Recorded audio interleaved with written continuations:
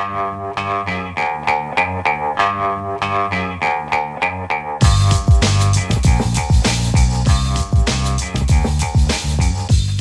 the Brian Lehrer Show on WNYC. Good morning, everyone. Well, as we begin our show today, the Supreme Court is about to begin to hear oral arguments in the Birthright Citizenship case, officially called Trump versus Barbara. This is about his executive order that says babies born in the U.S. to parents who are not citizens or legal permanent residents do not get to be automatic United States citizens. This would reinterpret the straightforward language in the 14th Amendment, which says, quote, all persons born or naturalized in the United States and subject to the jurisdiction thereof are citizens of the United States. This is estimated to affect about 250,000 births a year in this country. The arguments are scheduled to last 1 hour. So here's what we're going to do. We have two Brian Lehrer Show producers listening in to take notes and pull some clips.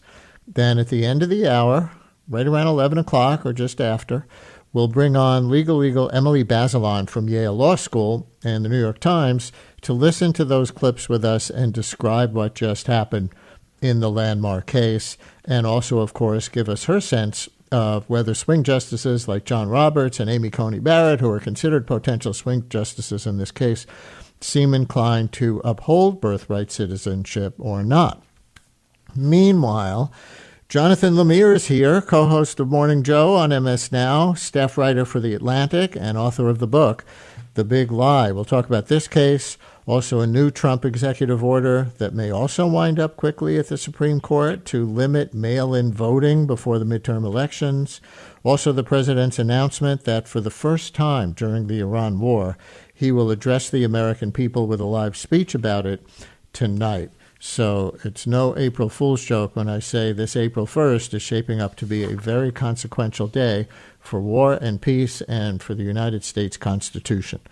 Hey, Jonathan, we're always appreciative that you segue right from hosting the 9 o'clock hour of Morning Joe to come on with us from time to time. Welcome back to WNYC. I'm always glad to be here, and it's certainly going to be a consequential and very busy day. One thing about the spectacle of the birthright citizenship arguments is that Trump said he would personally attend. That would make him the first president ever to attend Supreme Court arguments in any case. I also heard some skepticism that he might not go through with it. Is he actually there? Do you know? His motorcade just arrived at the Supreme Court a few moments ago. He has pulled into the back entrance. The press pool that travels with the president, I'm looking at the real-time reports right now, didn't actually witness him enter the building, but by all expectation and belief, he is indeed inside. So therefore, after making the short ride from the White House, will in fact be in attendance at this hearing today. As you say, as best as historians know, he'll be the first to ever do this. It's clearly an effort meant to sort of persuade, or perhaps better said, intimidate the justices to rule in his favor. He, of course, appointed 3 of them. He speaks of them as, quote, my justices, as if they're his personal attorneys rather than serving the Constitution and the people of the United States. And, he has been bitterly disappointed at them at times when they have ruled against him. So this is his effort to try to sway them to his side. Considering the enormity of so many cases in Trump's 2 terms, not to even mention in the whole history of the Supreme Court, what does it say that no other president has ever attended any oral arguments, or that this is the only one Trump has chosen to be attending in person? I have 2 thoughts on that. The first is other presidents have respect powers, the different. Whoops, we may have lost. President. The executive branch is different than the judicial branch, and therefore their opinions should be respected, and he would not and should not be trying to persuade them. So I think that's why previous presidents have not done this. This president, as we know, Brian, has little use for traditions, norms, and precedent set by his predecessors. So he is trying to take a more active role here. And I think it's this case in particular, because at the end of the day, immigration and his efforts to change how the United States thinks about immigrants, admits immigrants, about who is an American citizen, is a significant part of what he ran on all three of his campaigns and what his followers want to see him follow through. Listeners, your calls and texts are welcome for Jonathan Lemire from The Atlantic and MSNOW. He has a new piece in The Atlantic about the war. We're going to get to that. How would you rule on birthright citizenship, listeners, or mail-in voting, if that gets to the Supreme Court and you were on the bench?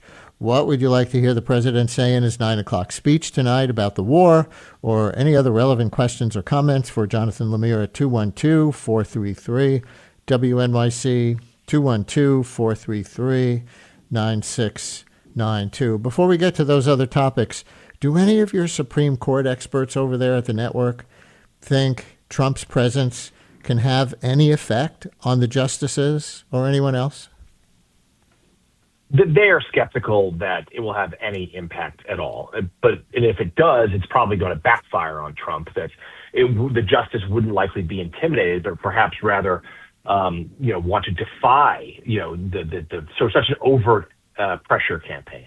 But I think that the experts we had on this morning and have had in days past don't think they'll be swayed one way or the other, that they would like to think this would be ruled on the merits of the case and the law and the Constitution. And I will say, I have yet to encounter an expert beyond those who clearly live on the far right of the political spectrum who think there's much merit to this case. And that some even think the only question is if it's 9-0 or not. I mean, I'm always skeptical of that. But they seem to think this is pretty clearly will be a loss for the administration's position. Well, since you went there, and I won't ask you to be a legal analyst too much, we'll have an actual one later in the show after the arguments. But here's Trump on part of the heart of his argument that the 14th Amendment, even though it says all persons born in the United States are citizens, was really to address the right of black Americans, slave or free, who had previously been denied that despite being born here. This was meant, when it was originally done, for the children of slaves. And that was a very good and noble thing to do. But it wasn't meant for the entire world to occupy the United States. So do you have any take, or two experts you've had on your show, have any take on how the justices might view that argument if we assume it's historically accurate? Well, Brian, I'm no legal expert, but I do occasionally play one on TV. I think that he's not entirely wrong in terms of the president, in terms of the origins of birthright citizenship, but there have been legal challenges for 150 years, most notably about 100 years ago, I believe, the case of a Chinese immigrant looking to become a naturalized citizen. And every time the challenges to this right have been defeated. That this is something, though not available in all countries, not available in all Western democracies, but this is something that is enshrined in the U.S. Constitution and has survived a number of challenges over the decades.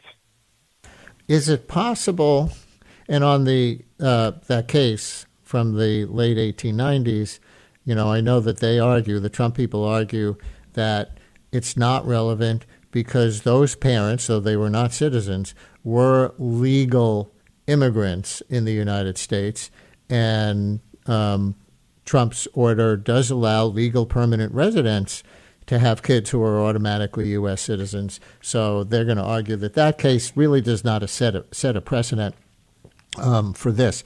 You know what? Let's dip in for a second. Justice Thomas is speaking. Let's see if we can hear how he's setting this up. Citizenship clause refers not just to national citizenship, but also to state citizenship. Are we to have two different definitions for those? It's one word, citizens of the United States and citizens of the state wherein they reside.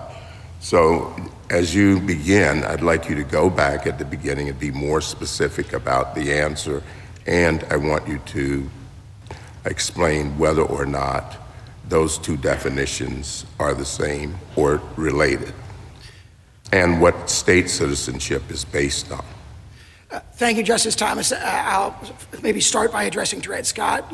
As you alluded to the fact, Dred Scott, This is imposed Mr. one of the Sauer, worst Trump injustices in the Solicitor history General. of this court, and it led to the outbreak of the Civil War. It's very clear, and this court, in all of its early cases interpreting the 14th Amendment, said the one pervading purpose, the main object of the Citizenship Clause, is to overrule Dred Scott and establish the citizenship of the freed slaves. And if you look at the debates in the congressional record and discussion surrounding the adoption of the Citizenship Clause, what you see is a very clear understanding that the newly freed slaves and their children have a relationship of domicile. They do not have a relationship to any foreign power. For example, there's a comment where he says, look, people have been here for 5 generations and clearly have no relationships to any foreign African potentate, or have a relationship of allegiance to the United States. And that reinforces our point that allegiance is what the word jurisdiction means. It doesn't mean regulatory jurisdiction or sort of being merely subject to the laws. They're talking and they're thinking about it in those debates about allegiance. Now, as to your second question, if you look at the text of the clause, we believe it says, born in the United States, born or naturalized in the United States and subject to the jurisdiction thereof, are citizens of the United States and the states of which they reside. So there's a constitutional guarantee that applies to both federal or national and state citizenship. And the key point we make there is that word reside, if you look at, for example, section 1473 of Justice Story's commentaries, was understood to mean domicile. So when they say subject to the jurisdiction, and then they go on to say you're a citizen of the United States and the state in which they reside, the very text of the clause itself presupposes that the citizen is domiciled in the United States. If they're present in a state at all, they reside there. Reside means domicile in the Constitution, and we think that strongly supports our interpretation. It's textual evidence of our domicile-based theory of jurisdiction. Well, starting with that theory, you obviously put a lot of weight on subject to the jurisdiction thereof. But the examples you give to support that strike me as very quirky. That's John Roberts children, talking, Chief of Justice. Ambassadors, children of enemies during a hostile invasion, children on warships. And then you expand it to a whole class of illegal aliens are here in the country. I'm not quite sure how you can get to that big group from such tiny and sort of idiosyncratic examples. There are those sort of narrow exceptions for ambassador foreign public ships. Tribal Indians is an enormous one that they were very focused on in the debates as well. But what I do is I invite the court to look at the intervening step, which is the enactment of the Civil Rights Act of 1866. And there they didn't say subject to the jurisdiction thereof. There it says not subject to any foreign power. Now, if you go back to Blackstone and Calvin's case, they say it does not matter if you are subject to any foreign power. If you are born in the king's domains, you have this indefeasible duty of allegiance to the king at any time. So there's a clear repudiation in the Civil Rights Act. The Civil Rights Act is this breakwater which makes it very, very clear that they are not thinking about allegiance in the terms of like the British common law. They've adopted the Republican conception of allegiance. So it's from not subject to any foreign power, and then the debates just a couple months later make it very clear that they're recodifying the same conception. They were dissatisfied with the potential ambiguity in the phrase Indians not taxed, and they adopted subject to the jurisdiction thereof. And one of the strongest statements of this is Senator Trumbull's statement that I quoted at the beginning, where he says, he's asked, what does that mean, subject to the jurisdiction thereof? And he says, it means not owing allegiance to anybody else. That is what it means. And this court picked up on that in Elk against Wilkins when it says, it uses, completely subject to the political jurisdiction, not mere regulatory jurisdiction. All right, we're gonna jump back in here. And again, that was a little bit of the Supreme Court live as they begin to hear oral arguments in the Birthright Citizenship case. We may dip in again in a little while, but again, these arguments are scheduled for this hour to end around 11 o'clock. So we're going to come back then with Emily Bazelon and do a full analysis segment of what we've been hearing. Meanwhile, Jonathan Lemire is still with us, co-host of Morning Joe on MSNOW, staff writer for The Atlantic and author of the book, The Big Lie. And Jonathan, I guess there's a little taste of how things go at the Supreme Court if you're not a lawyer. There was a lot of legalese in there about, residence versus domiciled and things like that. Did you take anything from that stretch? Yeah, first of all, it's just always fascinating to hear. And it's basically about 30 minutes of a free-for-all questioning and then followed by a round of one-by-one questions in descending order of the justices' seniority. Certainly even Justice Thomas seemed to express some skepticism to my ears about the administration's argument there. The Trump team, of course, is making sort of their familiar argument that the existence of birthright citizenship is an incentive for people to come to the United States illegally, cross the border illegally, and then have kids here in the United States. The children would be citizens, and that runs contrary to their political games and goals. But we will, it is an uphill battle, I think, for the Trump team, the Trump lawyers, to make that assertion. Again, we're based on 150 plus years of precedent. Is it possible that this executive order is more geared to mobilizing his base to vote in the midterms? I realize it's not new. He issued this executive order on day one of his administration last January 2025, but that it's still more geared to political mobilization than to actually challenge the Constitution. As you've been saying, the constitutional challenge is a long shot, but citizenship for babies of people here illegally is not popular in the polls. So it wouldn't be popular for Democrats in swing districts to defend. I think there's certainly a political aspect to this, and a significant one. I mean, in some ways, it's the president signaling to his base, look, I've tried all that I can. I've turned over every rock and made every argument in terms of to try to bring down the number of immigrants, illegal immigrants in this country. And that is a signature campaign promise, of course. We've heard that all the way back since 2016. I also think that the timing of it is interesting because it first came, as you just noted correctly, early in his term last year when the president was fairly popular in the polls.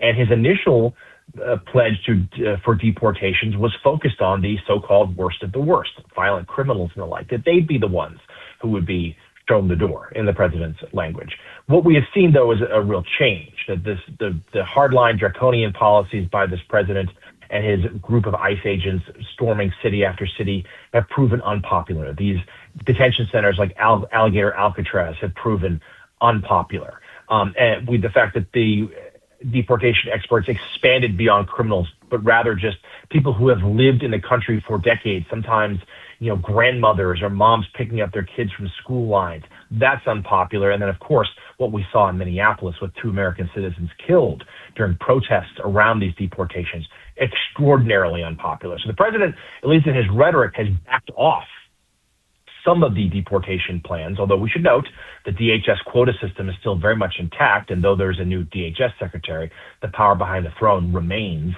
Stephen Miller. But this is a moment where this is revived in the headlines when it's not as politically as much of a winner for Trump outside of maybe just motivating his base.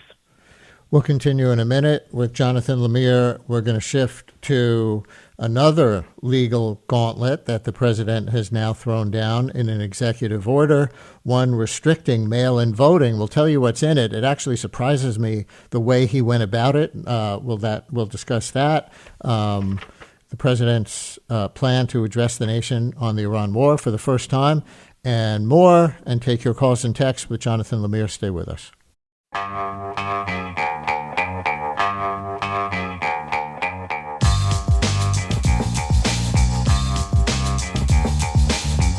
Brian Lemire on WNYC with Jonathan Lemire, staff writer for The Atlantic and co-host of Morning Joe on MSNOW, including being the primary anchor in the 9 o'clock hour. So he segued right from his own show to come on with us this morning, which we really appreciate. All right, this new executive order from President Trump restricting mail-in voting. As the Washington Post describes it, the order directs the U.S. Postal Service to send ballots only to voters who appear on a list of citizens to be compiled by the Department of Homeland Security with the assistance of the Social Security Administration. The order also specifies what types of secure envelopes are to be used for mail ballots, unquote from the Washington Post. Jonathan, this seems like a fairly complicated way to go about this. The post office has to do something. The Social Security Administration has to do something. The Department of Homeland Security has to do something. Do we know how DHS would compile a list of eligible voters that the post office would then screen the mail-in envelopes for? We don't know much in the way of details yet, Brian. The president signed this executive order yesterday, but we do know that 2 states have already filed suit or announced their intention to file suit challenging this executive order. Others are expected to follow their lead. In fact, on the show, in the 9 o'clock hour, we have the Secretary of State for the state of Colorado, Jenna Griswold, on, and she made clear that they would be party to this. And she underscored what other legal experts have done since the moment Trump signed this yesterday, that in the United States, elections are the subject of the states. States administer elections, not the federal government. And this is an effort in some way to federalize the midterm elections, which President Trump has mused about from time to time, which again, much like the case we're talking about with birthright citizenship, would seem to have a significant uphill climb in order to happen. And to me, this is much more about a political story. This is an effort to cut down on the number of Americans who can vote this November. A party that is confident in its ability to win this November does not do that. This, to me, is the latest example of Republicans recognizing they're in a whole lot of trouble in these midterms, and the president and his party trying to put their thumb on the scale to try to tip things to his advantage. And yet, Jonathan, the Washington Post article said the new executive order is far less ambitious than what it might have been. It says Trump allies have pressed the president to declare a national emergency. I guess that would be a national emergency of voter fraud, but declare a national emergency to suspend mail-in voting altogether. But that yesterday's executive order came well short of making such a move. Any idea why he did it this way and not that way? Well, I do think that there are simply, even for this ambitious presidency who's trying to expand Article 2 executive power as often as he can, there are some roadblocks he can't clear, at least not yet. This also might just be an opening salvo. There has been I've spoken to a number of Democratic governors over the last few months who fear that President Trump will declare some sort of national emergency between now and November, whether it be on voter fraud or some sort of immigration-related matter or some sort of counterterrorism threat, whatever it might be, in order to put, whether it's National Guard members or ICE agents or some other sort of federal law enforcement on the streets of American cities around Election Day, milling about polling places, their very presence perhaps acting as a deterrent to get some people to not come out to vote. We know that Tulsi Gabbard, the Director of National Intelligence, this is very much not her job, is running investigations into alleged voter fraud in 2020 in Georgia or Arizona. Claims that have long since been debunked. And we know that President Trump will never admit that he lost the 2020 election, though he did. But the investigation looking backwards is really a head fake. This is about setting up systems precedents, testing the system to see what they can get away with going forward, both for the 2026 midterms and then the 2028 presidential election. Right. And we should mention, for context and clarity, that any previous investigations of voter fraud have found that it is vanishingly rare in American elections, including in the 2020 election. Some states looked into, whether there was fraud sufficient to overturn any of the state's electoral votes to Trump, and not even close anywhere. Trump himself appointed his own panel in his first term to look into voter fraud, and they didn't come up with anything. So, that's some context just for clarity. But on the constitutionality of this executive order, the Washington Post says the Constitution gives states oversight of elections while giving Congress the power to establish national standards for them. It does not give the president unilateral authority over how voting is conducted, it says. But I think that potentially gives me a clue as to why he made the order this way. He's not actually ordering the states to do anything. He's directing these various federal agencies to do it. Compile a list of people who the Constitution says are eligible to vote, U.S. citizens at least 18 years old.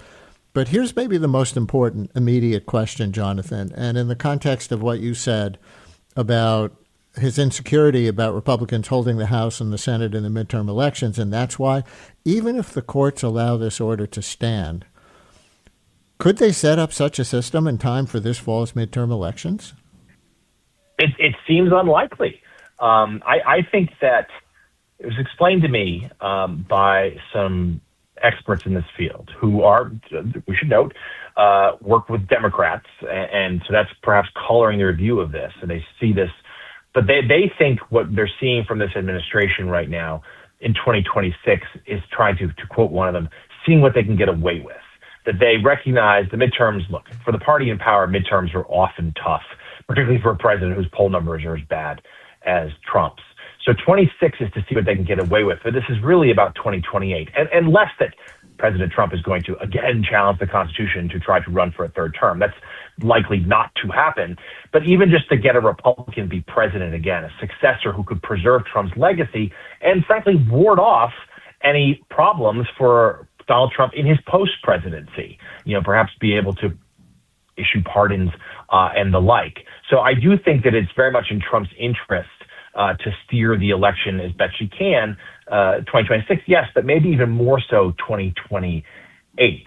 But some of what they're undertaking now, and we're also waiting for the Supreme Court to rule on the Voting Rights Act, that again, it's unclear whether that would happen in time to impact 2026, but all of these things would be in place theoretically before 2028. Let's dip into the birthright citizenship oral arguments for another minute or two. And again, listeners, we're going to play excerpts that we're screening and picking out that seem to be the most consequential, and do a lot of coverage a little after 11 o'clock with Legal Eagle Emily Bazelon, because it's just taking place now. But let's listen to a little bit live as Amy Coney Barrett starts to question Trump's Solicitor General John Sauer. And you say that the purpose of the 14th Amendment was to put all slaves on equal footing, newly freed slaves on equal footing, and so they would be citizens. But that's not textual. So how do you get there? You say it in just a few sentences, so can you elaborate? Sure. If you look at the 19th century sources, what you see is that even though their entry may have been unlawful, 19th century antebellum law never treated their presence as unlawful. In fact, quite the opposite. One of the amici, in fact, points to like a Mississippi statute, which probably is replicated throughout the South before the Civil War, that says slaves in Mississippi have an indefeasible domicile in Mississippi. In other words, even if they run away, if they get away, Mississippi says, nope, you still live here.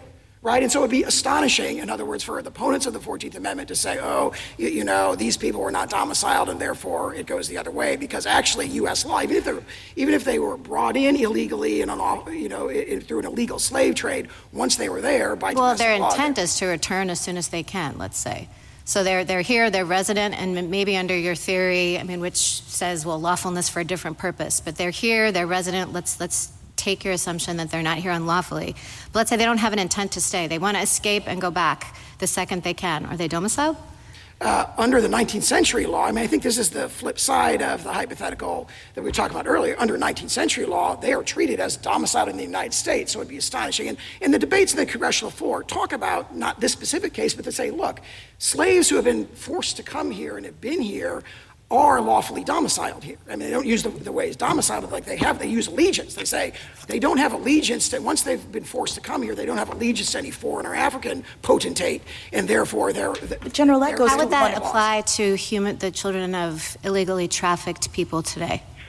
Would the same reasoning apply? It would turn on whether the parents are lawfully domiciled in the United States. So if they're brought in illegally, but then they choose to remain and they want to remain and they're domiciled, you would say that their lawful presence is not dictated by whether they were brought here lawfully or not. And that's different from someone who, say, crosses the border unlawfully. Yeah, I think it would turn on whether their presence is lawful.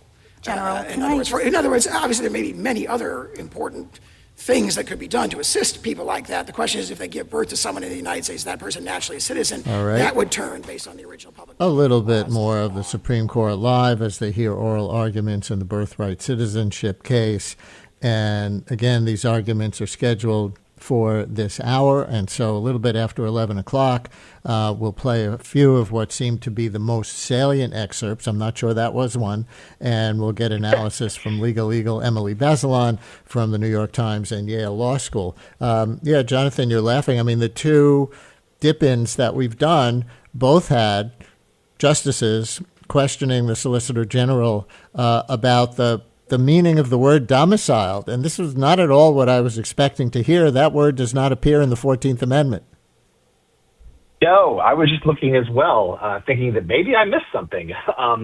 But I didn't go to law school, so I can happily plead ignorance here. But you're right. I think it is always just interesting to pull back the curtain and see how these things happen. And one wonders with this dry, at times very dry legalese and haggling over the meaning of a certain word, how President Trump is watching this in the gallery. Let's remember, he's there. He is in attendance, the first president ever to do so. But considering how many times we have seen him doze off in public settings in recent months, perhaps this is a chance for him to catch a little mid-morning nap. We will see. Well, actually, Roland in D.C. is calling about the president being there in person, the first president ever to attend a Supreme Court oral argument session. Roland, you're on WNYC. Hello. Hi, good morning. Thank you for the format. This is very informative and very timely. I worked on the House staff, and I always found it interesting that the Supreme Court building is on the other side of the Capitol, away from the Pennsylvania Avenue side that leads you to the White House. I think Donald Trump's appearance today is for one reason and one reason only, and that's to intimidate his appointees to the court. I don't know it will work. I certainly hope it won't work. I'm one of those people that Justice Roger Taney said in his decision in Dred Scott that I have no rights that any white person is supposed to respect whatsoever, ever. The 14th Amendment was clearly an attempt to make certain that the children of slaves, we were here legally. I mean, I didn't want to come here, not me and my ancestors.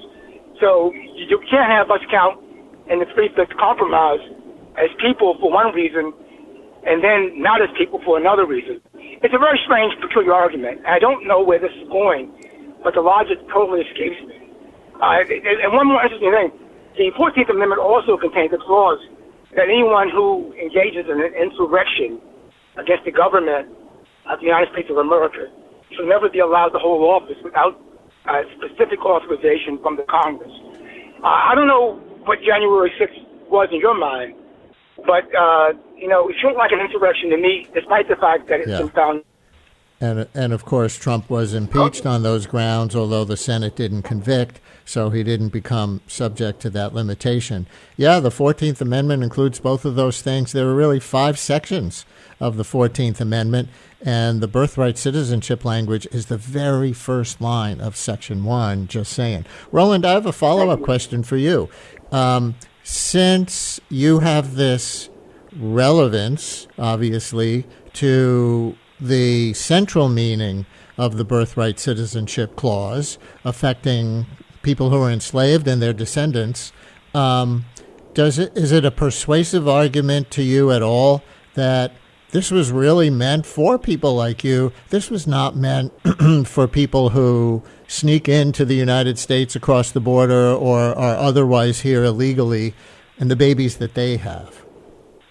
It was clearly done for us, but I think there have been subsequent Supreme Court decisions that apply to other people. No one thinks that somebody can get off of a boat illegally, sneak into the country, have a baby, and suddenly claim that because of that child's citizenship, this family has a right to be here. I don't think that was ever the intent. But I think it's pretty clear that the same states that wanted me to count as a person for one thing and not for others can't have it both ways. America is a soup that you probably wouldn't want the recipe for, but once you have it, it tastes good. You add a little salt, you add a little pepper, it comes up okay. It comes up great. But this is a ludicrous argument. And for the president to show up at the Supreme Court, I just find it, and I've been deaf in oral argument. It's offensive. It's just highly offensive. Roland, thanks a lot for calling us from D.C. We really appreciate it. We'll take one more call on this topic from Kate in Queens, who is going to raise something that I've heard in our morning edition coverage today.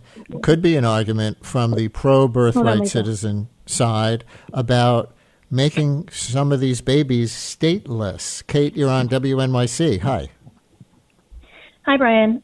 Something that I don't think is talked about very often is the idea of statelessness. If we get rid of citizenship by birthright, people who are born in the United States, who come from countries where if they're not born there, might not have citizenship anywhere. And I know that this has been a problem for the United States. It's something that, like, in international fora, they've discussed and is a problem internationally. And all of a sudden, here we are creating a bigger problem. Yeah, and it might especially apply to people like the party in this case. The case is called Trump versus Barbara. Barbara, not her real name because she was afraid of retribution and things like that, but Barbara came seeking asylum from Honduras.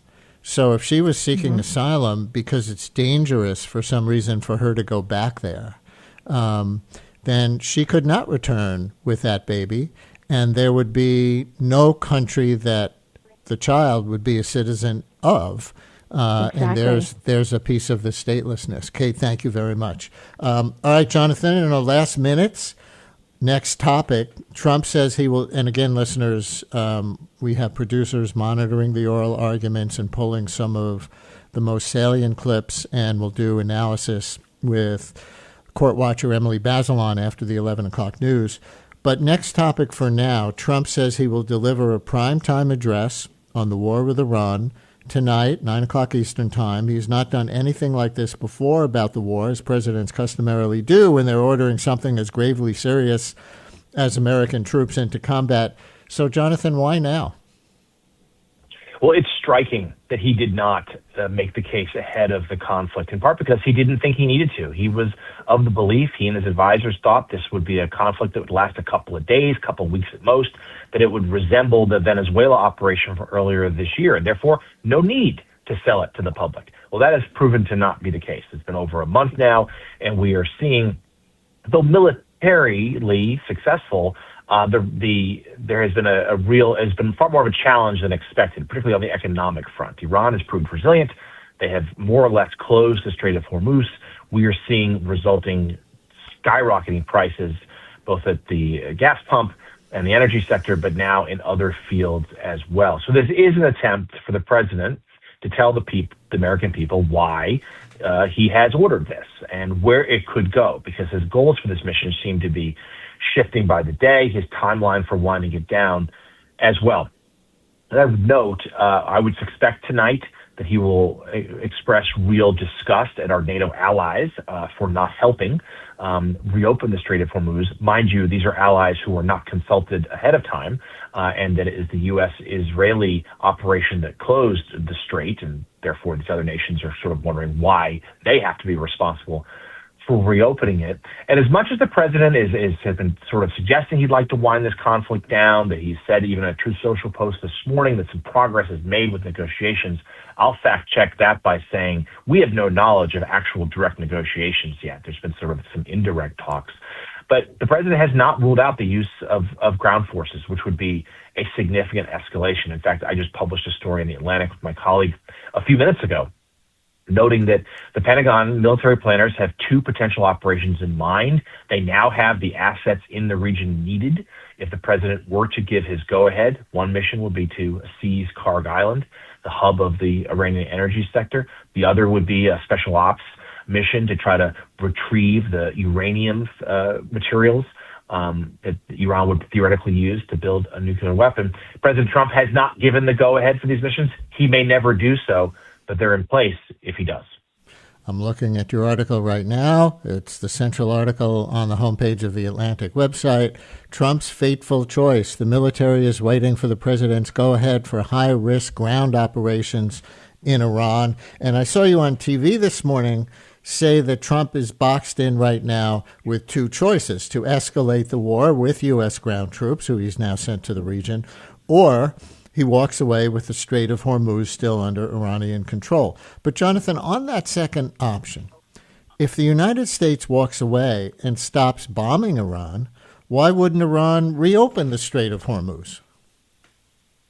They may, but they may do so after really achieving more authority over it. And that includes, they've floated more or less a tolling operation where they would charge ships potentially exorbitant rates to use that passageway to resuscitate their now battered economy. And they also know the pressure point here. They know that if they close the Strait of Hormuz, and it doesn't take much, the Iranian Navy has been more or less wiped out, but some mines in the water or a speedboat packed with explosives or a drone or a handheld rocket, it doesn't take much to menace a cargo ship. You blow up one tanker, these companies are not going to want to put their boats in that very treacherous water. So first of all, they may not have incentive to reopen it. If they do, they're going to make life expensive for the West and companies going through there.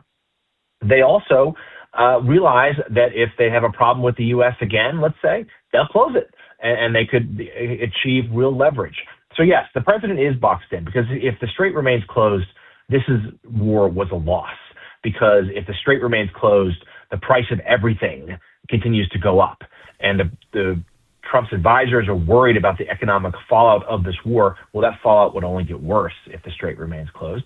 But if the president orders an operation to try to reopen it, ground forces, well, that's inherently risky too.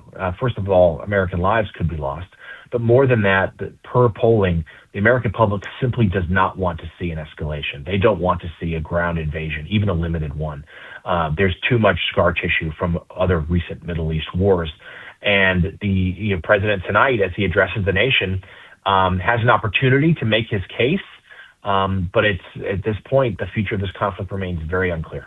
So last thing, as we anticipate this 9 o'clock Eastern Time speech, Trump did post this morning that Iran has asked for a ceasefire because the new leaders are, quote, less radicalized and more intelligent, unquote, than the old leaders. Now, we never know if Trump's posts reflect anything real, so is it clear who he's referring to, since Iran's new supreme leader is Ayatollah Khamenei's son, who's considered maybe even more hardline than his father? Yeah, the son, considered more of a hardliner, also embittered because the U.S. and Israel wiped out basically his entire family. His health is also in question. U.S. officials say they believe he was injured. They're frankly not quite sure of his whereabouts, but that's almost irrelevant. The IRCG, the Hardline Revolutionary Guard, they're running the show right now. The U.S. is trying to suggest that the parliament speaker might be who they're negotiating with, but it's also not clear if that speaker, A, has the authority to really negotiate on behalf of the regime, and B, whether he's even willing to do so himself. There's some questioning. When we pressed the White House this morning about, well, what's the president talking about, we haven't got any answers. And as I said a few minutes ago, to this point, there have not been any direct talks between the U.S. and Iran. That could change.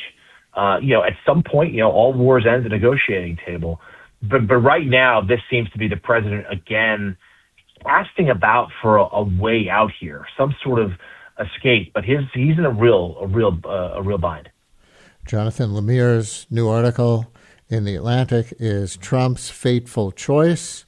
The military is waiting for the president's go-ahead for high-risk ground operations in Iran. And he is co-host of Morning Joe on MSNOW. Thanks for staying up late with us, Jonathan. My pleasure. Let's do it again soon.